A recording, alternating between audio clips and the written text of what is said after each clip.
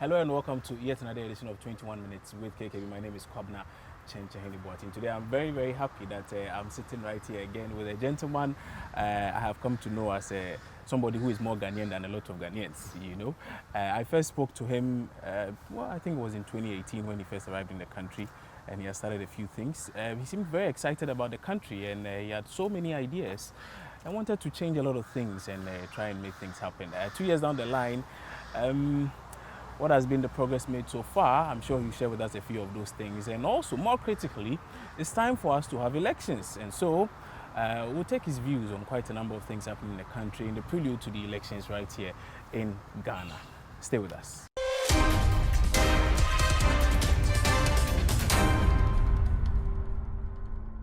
Many thanks for staying with us. My guest today is the UK High Commissioner to Ghana, His Excellency Iain Walker. Mr. Walker, thank you so much for agreeing to do this again. Pleasure, good to see you again. It's been a while, but it's very good to see you. Yeah, well, I was just saying in the intro that when I first spoke to you, you had just come to Ghana and you seem to have a lot of ideas as to how you want to make things work and, you know, propagate the UK agenda and facilitate a lot of relations between Ghana and the UK and the like. I mean, it's been what, 2-3 years now? I've been here just over 3 years, yeah, 3.5 years actually, So, how has it been so far?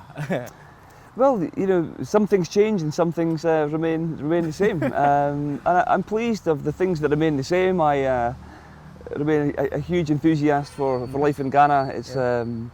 It remains a tremendous privilege to be doing the job that I do here. And I get great satisfaction out of us trying to kind of deepen and broaden the partnerships that we have between the UK and Ghana. And I think we've seen good progress in much of that in various different domains, particularly focused on economic development, investment in jobs for sure, and also trying to deepen out some of those cultural ties to the diaspora. And the Year of Return was a huge success and we were pleased to be a very active part of that. But what's changed undoubtedly is COVID. That's been a huge challenge, I think, huge challenge around the world, big challenge in the UK, big challenge in Ghana. And the way we work has therefore kind of adjusted accordingly.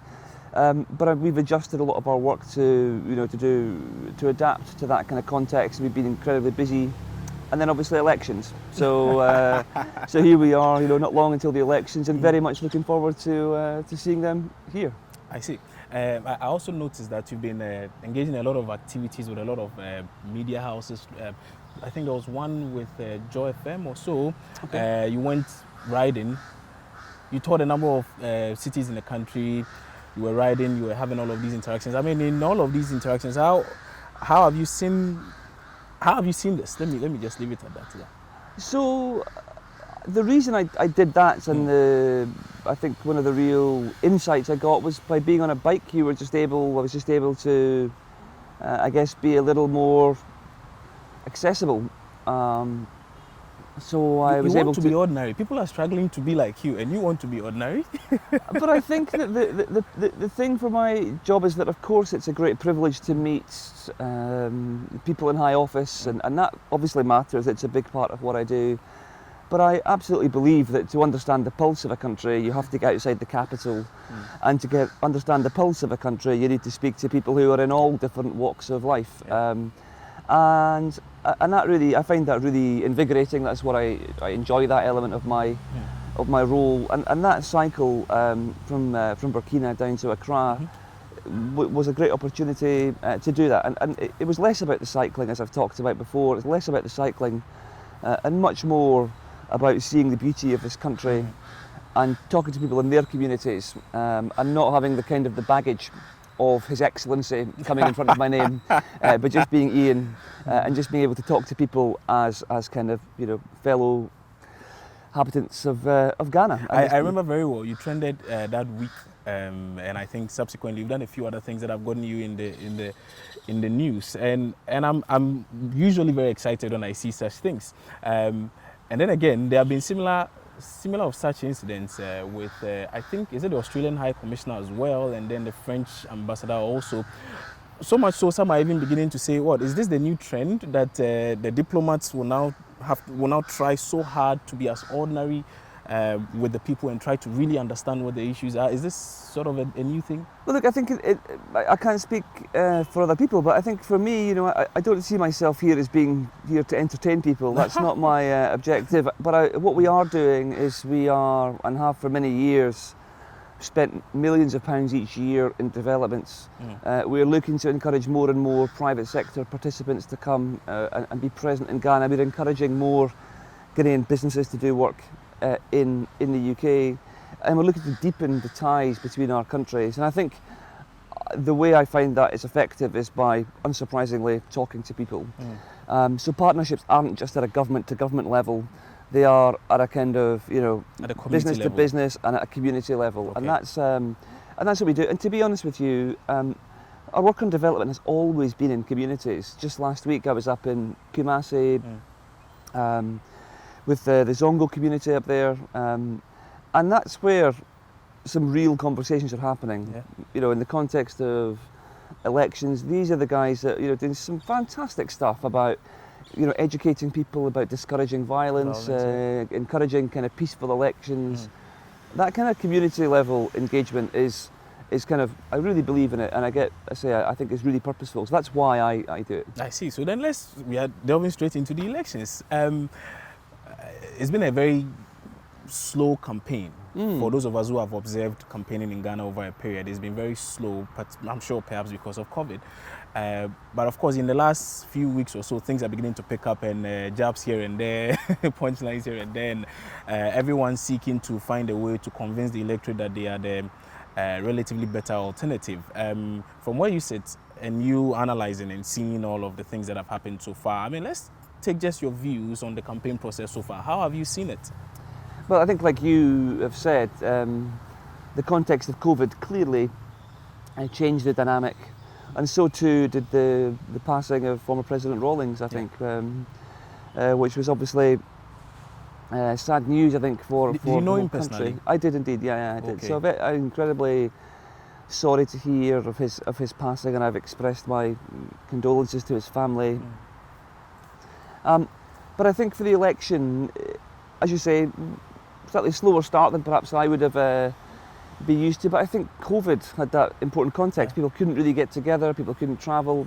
It seemed quite kind of rational and sensible things to me. From where I sit, there's a tendency to critique, I always feel, about one party says X, the other says Y, but that's democracy.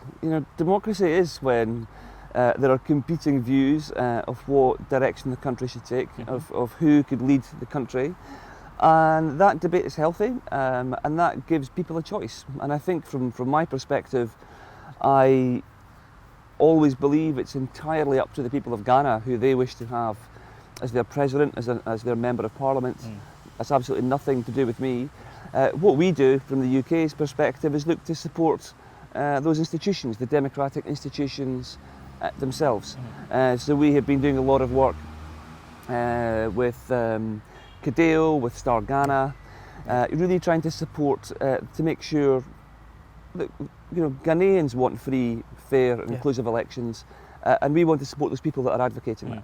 So, for instance, I think since you make mention of KDEO and I think Star Ghana and a few other of such projects, I think hearing you have spent over £1 million in ensuring that all of these institutions are up and running and are really paying particular attention to the elections, so they are free, fair and extremely credible.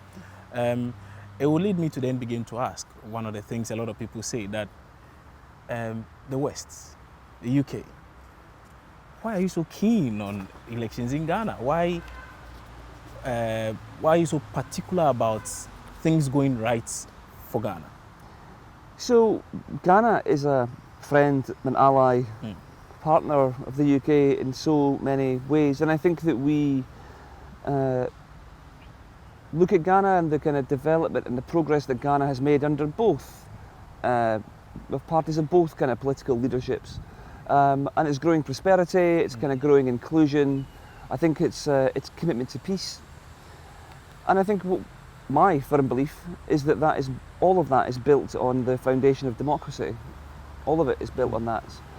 So I think when you ask me why do we do it? Well, it's not really what we are doing. I think that's the bit I want to make really clear. Okay. What we are doing is supporting those that are advocating free and fair elections. We are not doing it to Ghana, we are supporting Ghana, and we're supporting the people of Ghana do what they tell us they want to achieve.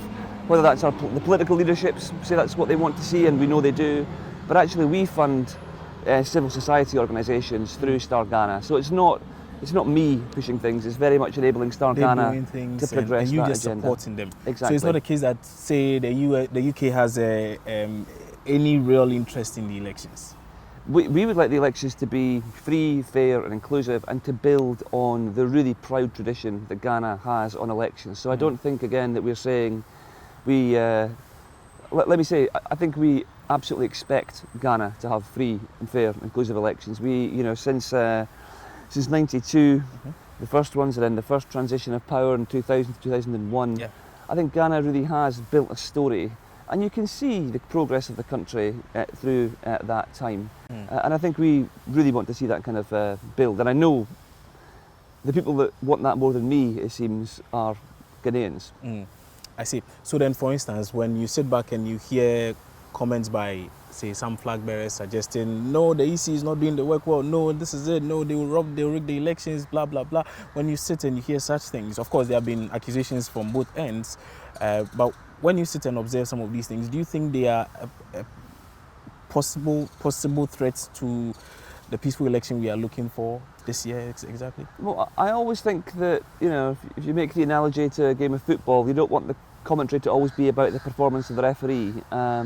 So I think that we do, obviously we hear of the kind of challenges and the criticisms that have come. And again, in a democratic society with an open and free press, if people believe that, they should rightly challenge that, but we always encourage the pursuit of the rule of law. So and we know that some of these cases were taken to courts and considered at courts, and we know some of the kind of grievances and challenges kind of remain. But I think that what we continue to advocate is for real transparency in that process. And I think, to give the Electoral Commission their due, there has been a lot of communications recently about how this is going to be done. There's been a lot of communications and engagement on social media and on television around how this election will be taken forward. To their critics, I understand that won't meet all of their concerns, but I guess what we are seeking to do is to encourage that dialogue, to encourage the fact that it's in the interest of the people of Ghana that the election goes ahead smoothly, fully and smoothly. And I think that when people stop and think about it, they know that too. So therefore, we've got to just try and encourage that dialogue as we go through this process. I see. A lot of the time, people say the media, we are the ones who either make peaceful elections or create chaos. Because if you do not amplify that which does not need to be amplified, people do not even hear it to then begin to act on it. And so we are essentially playing a critical role in this space. Sitting back and looking at the media landscape, I'm sure you do a lot of monitoring also. Does it appear we are doing a good job at that? I don't think it's for me to mark your scorecard, but I do think that when you look at independent global indices on media freedom, Ghana performs well. And of course, you could tell me where it could be done even better, but it does seem to me that sometimes life should be uncomfortable for those in power. That is the role in many ways of the media, to bring that to light and to kind of shine a light on the issues of the day, and often to build campaigns around that. And I think that's a really important role of the media and the freedom of the media. And the fact that we can read those reports and see those reports and people can draw their own conclusions is of itself a good thing. Are you doing a good job? I think in many cases, yes. I know there's been some challenges in media freedoms in the past, and we will obviously be watching closely. Another thing that we also fund is through our funding of Star Ghana, supporting media houses to develop and to invest in journalism and such like. So we'll obviously be watching that. You can see around the world when democracy is challenged, it's when things like the internet goes down, or it's when TV stations are taken off the air. I don't believe that should be the case or will be the case in Ghana, and I think that the ability to express views openly And to hold views that are counter to those in power is a legitimate approach to democracy. And I'd say one of the things that makes Ghana the strong and vibrant country that it is. So there's a lot of talk also about inclusivity. I would go straight by asking, so inclusive elections, to you, what would this mean? So for me, inclusive elections mean that anyone that is eligible to vote should be able to vote without fear, without kind of concern, without undue influence. And I include in that kind of group many people in society who I think we focus on throughout the rest of the year, and we must not forget during elections. Next week is International Day for those with disabilities. Earlier this week it was kind of International Day focused on violence against women. And we have 16 days under UN kind of guidance of 16 days of activism about including women and ensuring that we kind of create those inclusive societies that we want to see. Again, I think in Ghana, I think in the UK, we live in pretty inclusive societies. The question isn't, is it inclusive or is it not inclusive? It's about what more can be done. Whenever we stand still, we're going backwards. We've got to keep on pushing for progress, and that, as I said, is true in the UK as it is in Ghana. But I think that if you look at the number of candidates in this election that are female, I think it's 13%. So whilst we live in an inclusive society in many ways, there are more than 13% of the population that are female. My understanding is it's close to 50. And I think the question, not for me to answer, but for Ghana to answer is, why is that representation so low? If not for this election, then next election, what are the barriers that are stopping women coming into elections? And that is not about tokenism. It's about saying that actually women have an absolutely essential role in our society. Ghana knows that, Ghana lives that, Ghana sees that. Why would we not want their voices at the top table? And we have very many prominent Ghanaian politicians and very many prominent Ghanaian women in positions of power. But it's about supporting and understanding those stories and helping many more come behind. And it's not just about politics, it's about boardrooms, it's about business, it's about diplomacy. In my world, in diplomacy, in the UK, we have about 40% of our heads of mission around the world who are female, and that has been a phenomenal kind of effort in terms of big priorities to try and encourage the pipeline to make that come to pass. So these things are difficult. They're easy to say, they're difficult to do, and that's why I think when we talk about inclusion, it's something that's about more than a campaign, but about if we believe this, we've got to follow through. And I get the impression that it was a conscious effort, it was a deliberate effort on the part of, say, the UK government to ensure this high percentage of women are represented. So then the question I would ask is, would you say that successive governments in Ghana perhaps have done enough in that field?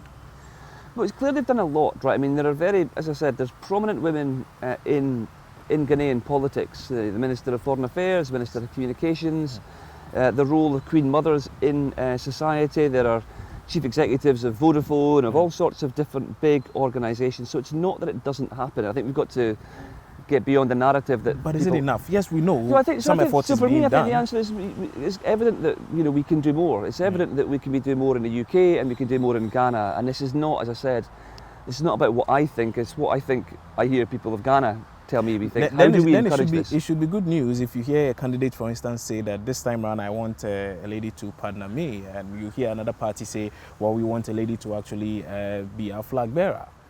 That should be good news. Yeah, I think so. But as I said, for me, it's about, because women come with a different, often a different perspective that is. So it's not about increasing percentages. It's about improving the quality of the debate. As we go to the polls now, I'm sure there have been a lot of peace messages that have come out from both parties and from a lot of very high-profile personalities. I think it won't be out of place to plead with you to also share a few of such words with us, so our viewers and, in fact, the entire Ghanaian body can also know what it is we are going for. It's just a decision between whichever we feel is better, and it's not really about fighting or anything. So let's hear it. No, completely. I mean, as I say, people should be able to go to the ballot box and express their view of every conference that they can. And it should do that without any sense of fear or intimidation. In fact, quite the opposite. It should be a day, and I hope it will be, a day of celebration. It's a day of power for people. People can vote, and they have the power over who they want to see come in to steer your country. And I think that's a great thing. And it often sounds a bit glib. It sounds so simple. It should be peaceful. And you think, crikey, yeah, of course, we all know that. But we all know how quickly those rights can erode, and we've seen that around the world. So I think that let's make sure that we stand up and fight for the things that we really do believe in. And I do that passionately because I believe from the bottom of my heart that the people of Ghana know what's best. And when they vote, they will decide. That is the beauty of democracy. Right. Today we decided to just focus on elections. Once we are done with December 7, what the EC is saying in 24 hours, they may possibly be in a position to declare the results. We would know whoever it is that has won the elections. I'm sure you'll be looking forward to working with the person. Of course. Whether John Dramani Mahama or any other person or Nana Dankwa Akufo-Addo. Okay. Once that is out of the way, we'll come for a lengthier session. I hope that will be granted. Of course, Fantastic. always keen to speak. Look, I think you're always welcome. We're always keen to not just to kind of transmit, but to receive. You know, I think that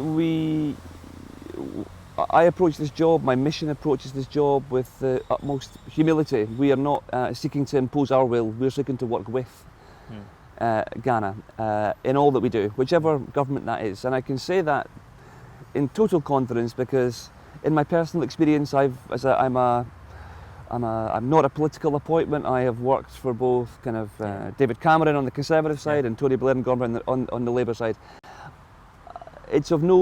That for me is not the driving thing. For me, it's about how do we, whoever wins the election, how do we take forward and align the agendas of our countries. And I have every reason in my time here to believe that we're doing lots of good things, but there's so much more that we can be doing together. I'm certain of that. So, Walker, thank you so much for your time today on 21 Minutes with KKB. Iain Walker, His Excellency Iain Walker. He doesn't like the His Excellency, but I'm still adding it anyway. He's the UK High Commissioner to Ghana. He's been our guest on 21 Minutes with KKB. You have heard him though. He has mentioned to you that there's no need fighting. There's no point. You're just going there to decide who you feel is a better alternative or is a better candidate to govern the country. This is a special edition we are doing specifically for the elections, and we are calling on all to ensure calm, to maintain calm. It's just an expression of ideas, okay? So let's just make this peaceful, smooth, and ensure that we decide on who is best to lead the country going forward. That has been today's edition of 21 Minutes with KKB. My name is Kwabena Kyenkyenhene Boateng. We'll be back with Mr. Walker sometime later, hopefully. But that'll be it for now. I'll see you soon, hopefully, with another guest you're expecting.